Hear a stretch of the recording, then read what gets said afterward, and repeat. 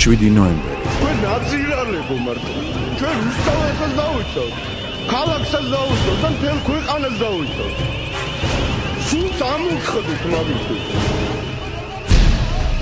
გაყალბებული არჩევნები. შენ აყალბე არჩევნები, აყალბე და შეფარ დამნაშავე.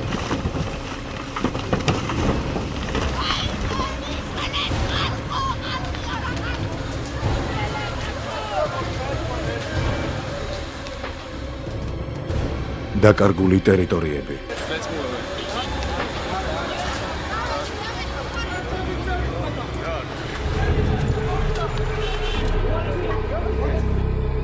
გაქცეული მთავარსარდალი.